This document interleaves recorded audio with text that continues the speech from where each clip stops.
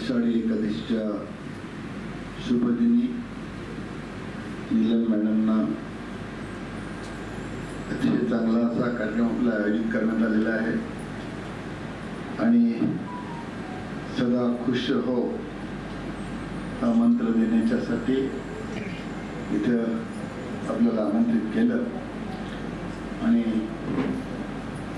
या चांगल्या अशा शुभप्रसंगाचं साक्षीदार आपल्याला ठेवलं. त्यामुळे मला अतिशय आनंद होत आहे.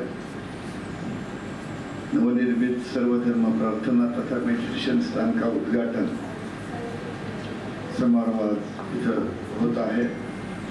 स्नेहमिलन कार्यक्रम सादर होत आहे. यासाठी आज ज्यांनी आपल्याला अतिशय चांगलं प्रवचन दिलं उपस्थित असलेले स्वामीनाथन आमच्याकडे साहेब म्हणतात. साधारणतः काय झालंय आता राष्ट्रवादी मंडळी काय पण जोडावं लागतं तर जो कोणी पुढारी आला कोणी आला तर तो साहेब होतो. कोणी मोठा आला तरी साहेब. छोटा मोठा फरक जगात मानू नये हा संदेश आपण दिलाय तर खरंच चांगला आहे. पण आपल्या बोलण्याची पद्धत असते की त्या समोरच्या माणसाला चांगलं वाटावं. आपण जो मंत्र दिलाच ना तर तोच मंत्र त्या दृष्टीने आम्ही ते वापरत असतो. दुसरे इथं खास ह्याच क्षेत्रातले अतिशय चांगलं काम करणारे आमचे डॉक्टर गुन्हे साहेब, आपल्या पनवेलचे कर्तव्यगार आमदार प्रशांत ठाकूर, माझे सहकारी संस्थेमधले उपाध्यक्ष व्हाईस चेअरमन वाय.टी. देशमुख, तिथल्या पनवेलच्या माजी आहेत आजी आहेत पण त्या महापौर म्हणून आहेत. त्याचबरोबर उपमहापौर, नगरसेविका, सर्व उपस्थित मान्यवर ताई आणि डॉक्टर आपण सर्व उपस्थित ह्यामध्ये भाग घेतलेले सहकारी बंधनो आणि भगिनी. खरं तर आपल्या प्रवचन आम्ही ऐकत होतो तर त्यावेळेला खरंच आपला आपण देहभान करून गेलो होतो. म्हणजे मी शिक्षक होतो. 3 वर्ष मी हायस्कूल शिकवलं. पनवेलच्या विखे हायस्कूल 1 वर्ष शिकवलं. वाशिले जी फर्स्ट नुबॉफे स्कूल सेक्टर 1 मध्ये आहे तिथे 2 वर्ष शिकवलं. पण आमच्यापेक्षा चांगलं शिकवण्याचं काम तुम्ही करताय ते 100% आम्हाला डॉक्टर गुन्हेच्या वेळेत नाही ह्यांनाही मी शिकवलं थोडे दिवस. 1 वर्षभर डॉक्टरीतलं नाही हा शाळेतलं शिक्षण दिलं. शाळेत ते 10वीतलेच होते कारण मी ते शिक्षक होतो. त्यांना एक विषय शिकवून मी द्यायला तरी आपला मराठी माझं स्पेशल मराठी सब्जेक्ट होता त्यामुळं मी 10वी त्यांना शिकवलं.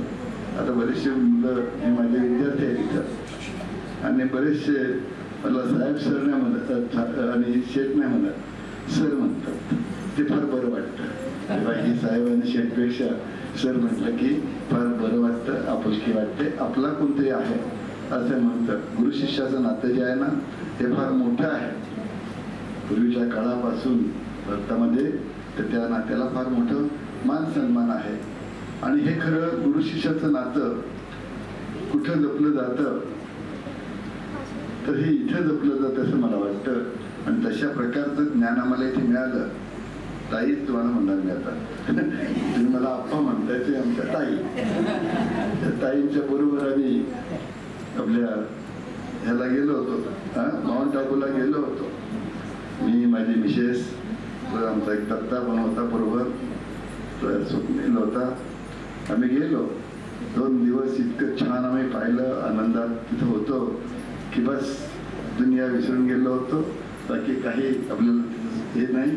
फक्त तिथे काय शिकवलं जातं आता जे सांगितलं तेच. आनंदी कसं राहायचं, सुखात कसं राहायचं आणि त्याच्यामुळं आपल्याला बाकी काळजी करायची कारण नाही. आता जे आपल्याला प्रवचन देतील तर खरंच चांगलं एकदम होतं की तुम्ही स्वतः मनामध्ये खुश राहा की मग तुम्ही खुश असलात की सगळे आजार तुमचे जातील. डॉक्टरनी आपल्याला म्हणजे सर्व तऱ्हेचं आपल्याला भाषण करतात.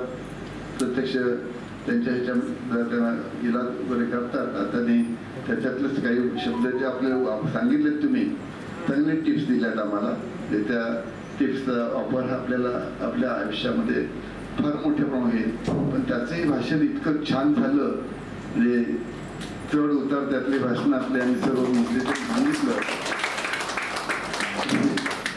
तुम्ही राजकारणात असतात आमदार खासदार सुद्धा झाला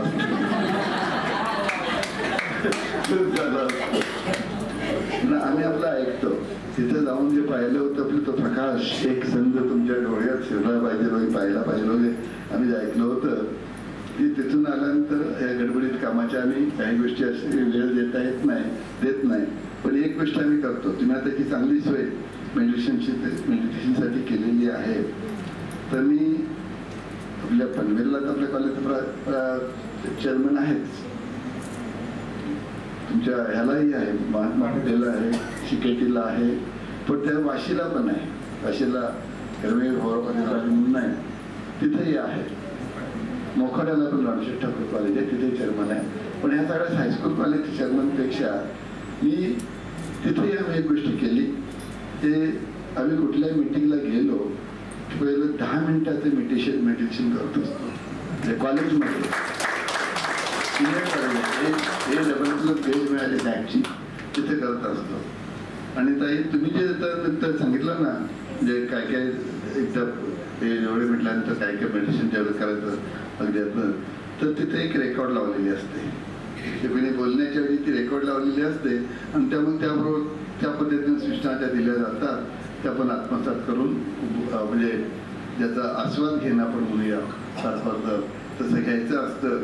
तर सुदैवानं म्हणजे आम्ही एरवीच्या वेळा पुढे जाऊन बसत नाही तप धारणा करायला, पण असं हा जो कार्यक्रम जो आहे तो मेडिटेशनचा कार्यक्रम म्हणजे आम्ही करत असतो. आज अतिशय चांगली संधी तुम्ही आम्हाला दिलीत. आमचं ह्या एक प्रवचन ऐकायला मिळालं, तुम्ही चांगलं मार्गदर्शन केलं ते बघायला मिळालं. आता मी कधी कधी आयुष्यामध्ये बेचैन होत होतो. प्रशांत ठाकूर आमचा त्याच्यामध्ये चांगला इंटरेस्ट घेतो, चांगल्या अर्थाने सहभागी होतो. मला आपलं काय नाही, मी धावता पळतात असतो जास्त, तर त्याच्यामुळे मला त्याच्यात सहभागी होता येत नाही. पण कधीतरी मला असं जर म्हणजे फार कमी मी मान्य करतो, म्हणजे करायला पाहिजे जास्त हे 100% मला पडतं. पण ते वेळेच्या याच्यातून साधारणतः गडबडीतून जातं. तर अशी जर संधी मिळाली तर नक्कीच ती आयुष्यातील फार मोठी संधी असं वाटतं. तुम्ही मला बोलवल्याबद्दल मी धन्यवाद देतो. आणि आपलं जे काही उद्घाटन करूच आपण, पण तुम्ही एक छान संधी ही दिली त्याबद्दल धन्यवाद. आणि आपण सर्व आम्हाला ऐकून घेतलं त्याबद्दल धन्यवाद.